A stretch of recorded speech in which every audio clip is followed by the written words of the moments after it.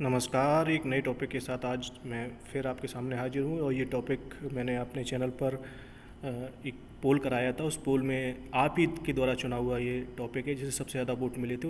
उसी उसी टॉपिक के साथ आपके सामने हाजिर हूँ।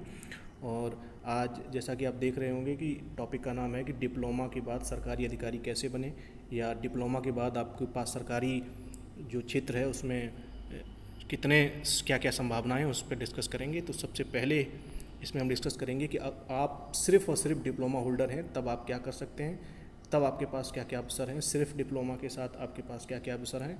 इससे पहले कि मैं बात को आगे बढ़ाऊं, आपसे एक रिक्वेस्ट करूंगा कि आप हमारे चैनल को ऊपर नए हैं तो सब्सक्राइब कर लीजिए, हमारी वीडियो को लाइक शेयर कर दीजिए, अपने दोस्तों के साथ शेयर करिएगा। और अगर आप हमें फेसबुक को देख रहे हैं तो फेसबुक पर हमारे पेज को फॉलो ज़रूर कर लीजिएगा और हमारे चैनल को वहाँ भी आप हमारी वीडियो को शेयर और लाइक ज़रूर करिएगा। ठीक है, चलते हैं बिना किसी समय को वेस्ट किए हुए वीडियो में आगे बढ़ते हैं कि अगर आपने सिर्फ डिप्लोमा किया हुआ है तो आपके पास सरकारी अवसर कौन कौन से हैं। तो सबसे पहले मैं ब्रांच वाइज डिस्कस करूंगा, जो जो प्रमुख ब्रांचेस हैं उनके साथ मैं डिस्कस करूंगा। सबसे पहले सिविल इंजीनियरिंग, अगर आपने सिविल इंजीनियरिंग में डिप्लोमा किया हुआ है तो आपके पास तमाम सारे अवसर हैं। सबसे ज़्यादा अवसर हैं सरकारी क्षेत्र में अगर आपने सिविल इंजीनियरिंग में किया है। पहला सबसे बड़ा अवसर आपके पास है एसएससी सीजीएल के माध्यम से, एसएससी जेई के माध्यम से आपके पास बहुत बड़ा अवसर है, जिसमें आपको सेंट्रल सीपीडब्ल्यूडी है और बीआरओ है और आपको मिलिट्री इंजीनियरिंग सर्विसेज है। इस तरह के डिपार्टमेंट में जूनियर इंजीनियर के पद पर जाने का अवसर मिलेगा और बहुत ही एंथुसियास्टिक होगा। केंद्र सरकार की नौकरी है, तमाम भत्ते हैं, बहुत अच्छी पोस्ट है, एक अधिकारी की पोस्ट आप मान सकते हो उसे। और इसी तरह से आप दूसरा नाम आता है इलेक्ट्रिकल इंजीनियरिंग का। इलेक्ट्रिकल इंजीनियरिंग की जब आप बात करोगे तो इलेक्ट्रिकल इंजीनियरिंग में भी स्कोप अच्छा खासा है। इसमें भी आप एसएससी जेई के माध्यम से जा सकते हैं और एसएससी जेई के माध्यम से अगर आप इस ब्रांच में जाओगे तो सेम डिपार्टमेंट होंगे। हाँ, नंबर ऑफ पोस्ट थोड़ी सिविल इंजीनियरिंग से सबसे कम होगी। सिविल इंजीनियरिंग में सबसे ज़्यादा पोस्ट उपलब्ध होती हैं, उसके बाद मैकेनिकल और इलेक्ट्रिकल में, इसी ऑर्डर में। तो इलेक्ट्रिकल इंजीनियरिंग की भी कुछ पोस्ट होती हैं, तो आप उससे आप केंद्र सरकार की इस प्रतिष्ठित नौकरी को पा सकते हैं। इसी तरीके से आपको स्टेट के भी जो जैसे एग्जांपल आपका दिया जाए, स्टेट के पीएससी, स्टेट के जो SSSCs हैं, जैसे यूपी SSSC है, ये भी आपके लिए तमाम जूनियर इंजीनियर के पद के अवसर लेकर के आता है। जिसमें इस यूपी स्टेट में तो ऐसा है कि बीटेक वाले अभी तक एलिजिबल नहीं है, तो डिप्लोमा वालों के लिए बहुत अच्छा अवसर होता है। तो यहाँ खास तौर से जैसे जल निगम है, सिंचाई विभाग है और आपका ग्राउंड वाटर डिपार्टमेंट है, ऐसे तमाम सारे डिपार्टमेंट हैं जहाँ यूपी SSSC के माध्यम से एक रिटन एग्ज़ाम के जरिए और इंटरव्यू के बाद सीधा अपॉइंटमेंट होता है 4200 ग्रेड पे की पोस्ट पर। तो ये सिविल इंजीनियरिंग में इसमें सबसे ज़्यादा होता है, इलेक्ट्रिकल इंजीनियरिंग में और मैकेनिकल इंजीनियरिंग में भी इसमें स्कोप अच्छा खासा होता है। सिर्फ डिप्लोमा के बच्चों को 4200 की ग्रेड पे पर जूनियर इंजीनियर बनने का मौका होता है। और उसके बाद इलेक्ट्रॉनिक्स इंजीनियरिंग की अगर बात करोगे तो इलेक्ट्रॉनिक्स इंजीनियरिंग में अगर केंद्र की बात करोगे तो आपका बीएसएनएल में भी जेई का अवसर आता है। कुछ समय 2016 में वैकेंसी आई थी, उसके बाद नहीं आई है, तो बीएसएनएल में। और इसी तरह से रेलवे में भी अवसर है, सिविल वालों के लिए भी है, इलेक्ट्रिकल वालों के लिए, इलेक्ट्रॉनिक्स वालों के लिए, मैकेनिकल वालों के लिए भी है ना। और सीएसआईटी के लोगों के लिए भी आपका रेलवे में अवसर है, आपको जूनियर इंजीनियर बनने का अवसर मिलता है। यहाँ रेलवे में भी एक प्रतिष्ठित पोस्ट है और बहुत सम्मान की दृष्टि से समाज देखता है। तो ये तो सारे इंजीनियरिंग के अवसर हो गए हैं आपके मैकेनिकल।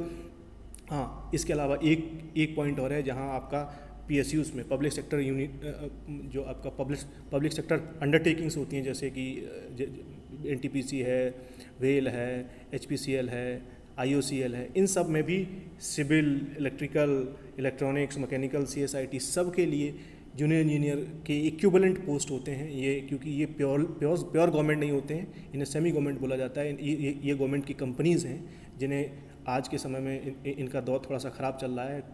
एक कंपनियों को डिमोनेटाइज किया जा रहा है, इन्हें बेचा जा रहा है, इनमें प्राइवेट सेक्टर की हिस्सेदारी को बढ़ाया जा रहा है। तो ये उतना अच्छा, मेरे हिसाब से इनका भविष्य उतना अच्छा नहीं होगा, क्योंकि अगर अभी आप इनमें ज्वाइन करते हो सरकारी में, हो सकता है कि भविष्य में आप उसमें प्राइवेट हो जाओ। लेकिन हाँ, जितने भी डिपार्टमेंट मैंने बताया, रेलवे से लेकर के, बॉर्डर रोड ऑर्गेनाइजेशन से लेकर के, और स्टेट के जो डिपार्टमेंट मैंने बताए, जिसमें जिसमें आपका पीडब्ल्यूडी है, सिंचाई विभाग है, ग्राउंड वाटर डिपार्टमेंट है, ऐसे तमाम ऐसे ही एक डिपार्टमेंट होता है रूरल इंजीनियरिंग डिपार्टमेंट, उसमें भी सिविल इंजीनियरिंग के और मैकेनिकल और इलेक्ट्रिकल के लोगों के लिए वैकेंसी आती है। इसी तरह से तमाम सिविल इंजीनियरिंग के बच्चों के लिए तमाम तरह के जो आपके वो होते हैं आवास विकास परिषद है, नगर निगम्स होते हैं, है ना, जिला पंचायत होते हैं, इन सब में भी सिविल इंजीनियरिंग के लोगों के लिए जेई की पोस्ट की वैकेंसी आती है, तो आप वहाँ सेटल हो सकते हो। इलेक्ट्रिकल मैकेनिकल वालों के लिए उससे कम होती है, सबसे ज़्यादा सिविल इंजीनियरिंग की पोस्ट होती है। इसी तरह से इलेक्ट्रॉनिक्स और इलेक्ट्रिकल वालों के लिए एक और वैकेंसी होती है, वो होती है केंद्रीय विद्यालय में टीजीटी डब्ल्यूई बनने का, trained graduate teacher work experience नाम होता है इस पोस्ट का। इसमें सिर्फ इलेक्ट्रिकल और इलेक्ट्रॉनिक्स वाले एलिजिबल होते हैं, और तो ये इनके लिए इसका जो ग्रेड पे होता है वो आपका 4600 ग्रेड पे होता है, और ट्रेंड ग्रेजुएट टीचर के इक्विवेलेंट सैलरी और उतना ही सारा काम, उतना ही सारा सम्मान आपको आपके लिए उपलब्ध होता है। तो ये तो रहा आपका, सिर्फ अगर आपने डिप्लोमा कर रखा है तो आप एक सम्मानित सरकारी नौकरी का ये लेखा जोखा जो मैंने आपके सामने प्रस्तुत कर दिया। CSIT में मुझे लग रहा है कि सबसे कम गवर्नमेंट स्कोप होता है डिप्लोमा, हाँ प्राइवेट सेक्टर में इनके लिए सबसे ज़्यादा स्कोप होता है, और गवर्नमेंट में मेरे हिसाब से डिप्लोमा, एटलीस्ट डिप्लोमा वालों के लिए सबसे कम स्कोप होगा वो CSIT के लिए होगा। ठीक है, चलते हैं नेक्स्ट स्लाइड की तरफ, और यहाँ देखते हैं कि अगर आपने डिप्लोमा के बाद हायर एजुकेशन की है, आपने डिप्लोमा के बाद जो हायर एजुकेशन की है, उस हायर एजुकेशन से आपको क्या क्या लाभ होगा। तो उस हायर एजुकेशन में आप देखेंगे सबसे पहला पार्ट जो है कि आपने जो हायर एजुकेशन है वो टेक्निकल फील्ड में अगर कर रखी है तो आपके पास क्या क्या जॉब के अवसर होंगे। तो टेक्निकल फील्ड में सबसे पहले तो आप BE या BTech करोगे। अगर आपने BE या BTech कर रखी है तो आपके पास सबसे बड़ा और सबसे सुनहरा अवसर होता है UPSC द्वारा कंडक्टेड एक होता है इंजीनियरिंग सर्विस एग्जामिनेशन। इसके थ्रू आप क्लास 1 गजेटेड ऑफिसर बनने का अवसर आपको उपलब्ध होता सेंट्रल गवर्नमेंट के वेरियस डिपार्टमेंट्स में। ठीक है, अगर आपने सिर्फ BTech कर रखा है तो ये तो सेंट्रल गवर्नमेंट का सबसे अच्छा पोस्ट माना जाता है इंजीनियरिंग सर्विस एग्जामिनेशन। दूसरा मतलब डिप्लोमा के बाद अगर आपने BTech कर लिया है तब, या डायरेक्ट भी BTech कर लिया तब भी ये अवसर आपके लिए। इसी तरह से स्टेट के PSCs भी इंजीनियरिंग सर्विस एग्जामिनेशंस कंडक्ट कराते हैं, जहाँ डायरेक्ट असिस्टेंट इंजीनियर की पोस्ट पे आपको जॉब मिल जाती है। इसी तरह से तमाम सारे स्टेट और सेंट्रल के जितने भी पॉलीटेक्निक कॉलेजेस हैं वहाँ भी लेक्चरर की डायरेक्ट भर्ती होती है, वहाँ भी 5400 ग्रेड पे पर क्लास 2 गजेटेड ऑफिसर के रूप में BTech के स्टूडेंट को मौका मिलता है। अगर वो MTech होता है तो उसका अभी AICTE के नए नॉर्म्स लगने के बाद वहाँ 6000 ग्रेड पे आपको मिलता है असिस्टेंट प्रोफेसर के बराबर। अगर वो BTech पे एंट्री करता है तो 5400 ग्रेड पे, और अगर MTech करके एंट्री करता है तो उसका 6000 ग्रेड पे होता है। ठीक है, ये तो सिंपल BTech के लिए ये अवसर खुल गया, क्योंकि BTech एक डिग्री होती है। तो जितने भी डिग्री वाले कोर्सेस होते हैं जैसे CGL है या कोई भी दूसरा तमाम मतलब डिपार्टमेंट होते हैं, जैसे पुलिस है, आर्मी है ना, CDS है, ये सारे के सारी जगहों पर भी एलिजिबल हो जाता है, क्योंकि एक BTech डिग्री होल्डर हो जाता है। ये SSC की सारी भर्तियों के लिए एलिजिबल हो जाता है, और इसके साथ साथ आपकी जितने भी सामान्य भर्ती होती हैं, जितनी भी जनरल जहाँ ग्रेजुएशन मांगा जाता है वहाँ हर जगह BTech एलिजिबल हो जाता है बाय डिफ़ॉल्ट। तो सिर्फ BTech अगर आप कर लेते हो तो UPSC से लेकर के मतलब IAS से लेकर के, और आप PCS से लेकर के, और आप तमाम SSC से लेकर के जितने भी रिक्रूटमेंट की एजेंसी हैं, UPSSC से लेकर के, जहाँ जहाँ सिर्फ सामान्य ग्रेजुएशन मांगा गया होगा वहाँ BTech वाला भी एलिजिबल हो जाता है। और ख़ास तौर से जहाँ BTech का स्पेशलाइजेशन वाली बात आती है तो मैंने आपको बताया कि असिस्टेंट इंजीनियर, इसमें भी सबसे ज़्यादा सिविल इंजीनियरिंग में ज़्यादा पोस्ट आती हैं, उसके बाद आपका मैकेनिकल इलेक्ट्रिकल में। इसी तरह से PSUs में भी बहुत अवसर हैं, जैसे कि मैंने बताया कि वहाँ आपको आपका ग्रेड पे JEE के इक्विवेलेंट होगा, यहाँ आपका मैनेजमेंट ट्रेनी लेवल पर आपकी एंट्री होती है PSUs में। सिर्फ BTech में खासतौर से आजकल गेट के थ्रू ये पोस्ट भरी जाने लगी। पहले सारी PSU अपना एग्जाम कंडक्ट कराते थे, लेकिन अब सारी की सारी गेट के स्कोर के आधार पर सीधा इंटरव्यू लेकर के ये पोस्ट भर लेती है। ये तो रहा सिर्फ BTech वालों का। अब अगर आपने BTech plus MTech plus PhD कर लिया है या BTech प्लस MTech कर रखा है तो आप रिसर्च की फील्ड में आगे बढ़ जाओगे। तो आप रिसर्च की फील्ड में आगे जाओगे और वहाँ जा कर के आप जैसे कि फॉर एग्जांपल आप जाओगे किसी रिसर्च ऑर्गेनाइजेशन में, जैसे DRDO है, ISRO है, यहाँ पर आपको साइंटिस्ट की पोस्ट पर आपको यहाँ लाभ मिलेगा। प्लस आप टीचिंग के फील्ड में असिस्टेंट प्रोफेसर के रूप में आप रिक्रूट हो सकते हो अच्छी किसी यूनिवर्सिटीज़ में, IIT NITs में। इसी तरीके से आप ये आपका BTech plus MTech plus PhD बहुत शानदार स्कोप है, इसमें आपकी लाइफ बहुत अच्छे से कटने वाली है। अगर आपने डिप्लोमा करने के बाद BTech और MTech डिप्लोमा करने के बाद BTech MTech कर लिया है तो, और अगर BTech MTech कर लिया है तब भी आपको असिस्टेंट प्रोफेसर की एलिजिबिलिटी आप रखते हैं तो किसी भी यूनिवर्सिटी में असिस्टेंट प्रोफेसर बन सकते हैं। पीएचडी होने के बाद आप एसोसिएट और पूर्ण प्रोफेसर बनने की क्षमता को हासिल कर लेते हैं कुछ अनुभव के साथ। तो ये तो रहा आपका टीचिंग और रिसर्च के फील्ड में BTech plus MTech plus PhD. उसके बाद अगर आपने एक और अच्छा कॉम्बिनेशन है BTech plus MBA. BTech plus MBA करने के बाद आपको तमाम सारे जो स्टेट पीएससीज हैं और यूपीएससी हैं, ये डायरेक्ट भर्ती कराती हैं, जिनमें तमाम सारे आपके मैनेजमेंट के अधिकारियों की जो रिक्ति आती हैं, वहाँ के लिए आप एलिजिबल हो जाते हैं बीटेक प्लस एमबीए के साथ। तो ये भी गवर्नमेंट में एक अच्छा कॉम्बिनेशन माना जाता है। ठीक है, इसके साथ साथ अब अगर इन सब में आपको इंटरेस्ट नहीं है, आपने धोखे से बीटेक कर लिया है और इन सब में अभी आपको इंटरेस्ट नहीं, टेक्निकल फील्ड में आप आगे नहीं जाना चाहते हैं या आप आगे नहीं बढ़ पा रहे हैं, आपका इंटरेस्ट वहाँ नहीं है, तो आप क्या कर सकते हैं, खास तौर से computer science part BTC plus BEd या डीएलएड कर सकते हैं। इसके माध्यम से आप इंटर कॉलेज में, खासतौर से कंप्यूटर साइंस वाले लोग सीधा इंटर कॉलेज में टीजीटी और पीजीटी की पोस्ट पर भी रिक्रूट हो जाते हैं। और अगर आपने बीटेक प्लस डीएलएड कर रखा है तो आप बेसिक में टीचर बन सकते हैं स्टेट में, और किसी भी स्टेट में जाकर के बेसिक के टीचर्स यानी कि प्राइमरी के टीचर्स भी बन सकते हैं। इसी तरह से एक और है बीटेक प्लस लॉ का कॉम्बिनेशन बहुत अच्छा है।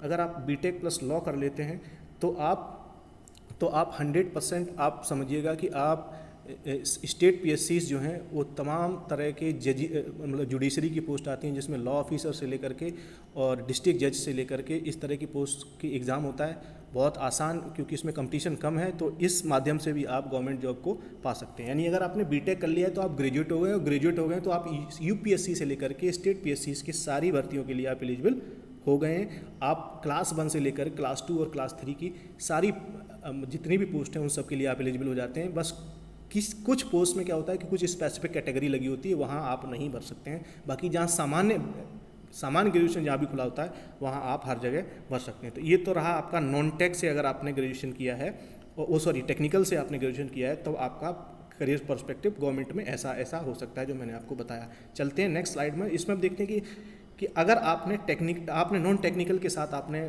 मतलब ग्रेजुएशन किया है, अगर आप मान लिया आपने डिप्लोमा तो कर लिया टेक्निकल में, लेकिन आपका इंटरेस्ट नहीं था, आपने धोखे से डिप्लोमा हो गया, बहुत बड़ी गलती होगी, आगे नहीं पढ़ पाएंगे, तब आप क्या करो, और आपको अधिकारी बनना है, सरकारी में बनना है, तो आप क्या कर सकते हो, आप नॉन टेक्निकल में कोई भी कोर्स कर सकते हो। जैसे फॉर एग्जांपल आप बीए बीएससी कर सकते हो, आप बीए बीएससी के साथ जा सकते हो, आप एमए एमएससी के साथ जा सकते हो, बीए बीएससी के बाद एमए एमएससी कर सकते हो, उसके बाद बीए बीएससी के बाद आप एमबीए एमसीए लॉ कर सकते हो। इसी तरीके से आप क्या कहते हैं, आप अपना बीएड और आप डीएलएड या एमईडी या एमएड कर सकते हो। ये आप टीचिंग की फील्ड में आपको ले जाएगा, और ये आपको वेरियस डिपार्टमेंट्स में या वेरियस ह्यूमैनिटी सब्जेक्ट्स में आपको असिस्टेंट प्रोफेसर राजकीय इंजीनियरिंग कॉलेज और तमाम तरह के aided engineering college non technical colleges में आपको असिस्टेंट प्रोफेसर एसोसिएट प्रोफेसर बनने के लिए इसमें क्या होता है, एक नेट आपको क्वालिफाई करना होता है ना। नेट के बाद आपका पीएचडी आसान हो जाता है, आपको अच्छी फेलोशिप मिलती है, आप पीएचडी कर सकते हैं पोस्ट ग्रेजुएशन के बाद, और आप असिस्टेंट प्रोफेसर बनने की एलिजिबिलिटी धारण कर लेते हैं। आपका डायरेक्ट इंटरव्यू के माध्यम से आप असिस्टेंट प्रोफेसर बन सकते हो। एमए एमएससी और पीएचडी करने वालों के लिए ये ह्यूमैनिटी के सब्जेक्ट से आपको नेट क्वालिफाई करना पड़ेगा। जैसा टेक्निकल वालों में गेट था, ऐसा यहाँ नेट है। ठीक है, सिंपल बीए बीएससी करने के बाद आप एसएससी की, आप यूपीएससी की, आप स्टेट पीएससीज की, जितनी भी लोक सेवा आयोग से सबकी आप जो सामान्य परीक्षा होती है, सामान्य जो पीसीएस है, जैसे आईएएस है, आईपीएस है, आईएफएस है, इन सब के लिए आप एलिजिबल हो जाते हैं। इसकी तैयारी करके, और इसका जो फॉर्मेट है प्री मेंस इंटरव्यू, उसे पास करके आप क्लास 1 गजेटेड ऑफिसर बन सकते हो, क्लास 2 बन सकते हो, क्लास 3 बन सकते हो, इन सब के माध्यम से। और अगर आपने एमबीए कर रखा है ना, मतलब ग्रेजुएशन के बाद अगर आपने एमबीए कर रखा है, नॉन टेक वाला भी एमबीए कर सकता है, एमबीए कर सकता है। अगर आपने बीएससी किया हुआ है तो आप एमसीए भी कर सकते हो। आपने अगर बीसीए किया है तब भी एमसीए कर सकते हो। तो ये कंप्यूटर के फील्ड में आप आगे निकल जाओगे, और कंप्यूटर के फील्ड में भी तमाम तरह के ऑफिसर्स की पोस्ट आती है, खासतौर से समीक्षा अधिकारी के फील्ड में। उसमें जो सेक्रेटेरिएट होती है वहाँ की पोस्ट होती है, सहायक समीक्षा अधिकारी डायरेक्ट रिक्रूट हो जाते हैं। तो वहाँ कंप्यूटर वालों को बहुत प्रेफरेंस मिलता है, एमबीए बीसीए और एमसीए वालों को। ठीक है, इसी तरह से अगर आपने लॉ कर रखा है उसके बाद, तो मैंने बता दिया कि लॉ वालों के लिए क्या होता है कि स्टेट पीएससीज में है ना, जुडिशियल ऑफिसर और जुडिशियल मजिस्ट्रेट, और इसी तरह से आपका एक होता है डिस्ट्रिक्ट जजेस सेशन कोर्ट में, इस तरह की पोस्ट डायरेक्ट आती हैं। आप प्री मेंस और इंटरव्यू के माध्यम से यहाँ अभी क्लास 1 ऑफिसर बन सकते हो, क्लास 2 ऑफिसर बन सकते हो, इन सारी चीज़ों के माध्यम से। लेकिन हाँ, अगर सिर्फ डिप्लोमा करोगे तो आपको मैक्सिमम 4200 ग्रेड पे मिलेगा। अगर डिप्लोमा प्लस ग्रेजुएशन कर लोगे तो आप डिप्लोमा के लिए भी, डिप्लोमा से होने वाली जितनी पोस्ट उनके लिए एलिजिबल हो जाओगे, और आप पोस्ट ग्रेजुएशन मतलब जो ग्रेजुएशन वाली पोस्ट है वो आपको 5400 ग्रेड का क्लास 1 अधिकारी बनाने के लिए आपको एलिजिबल बना देंगी। तो इस तरीके से मैंने आपको सब कुछ क्लियर कर दिया है कि अगर आप डिप्लोमा करके जाओगे तो आपको क्या क्या अवसर हैं सरकारी में और किस किस ब्रांच में क्या क्या अवसर हैं। अगर आप नॉन टेक्निकल के साथ जाओगे और अगर आप टेक्निकल के साथ ग्रेजुएशन करोगे तो क्या क्या अवसर हैं वो भी मैंने बता दिया। अगर आप नॉन टेक्निकल के साथ जाओगे तो तब क्या क्या अवसर हैं वो भी मैंने एक्सप्लेन कर दिया। तो इसी के साथ इस वीडियो को अगर आपको पसंद आया है तो अपने सभी दोस्तों के साथ शेयर करिएगा। बहुत इंपॉर्टेंट वीडियो सबके साथ सबको बताइएगा कि इससे सबके मन में जो डाउट्स होते हैं वो क्लियर हो गए होंगे। और बहुत बहुत धन्यवाद हमारा वीडियो देखने के लिए। और एक बार फिर से मैं अपील करूंगा कि हमारे वीडियो को लाइक शेयर सब्सक्राइब जरूर कर लें हमारे चैनल को, और अगर फेसबुक को देख रहे हैं तो हमारा पेज लाइक कर लें। बहुत बहुत धन्यवाद। Thank you so much.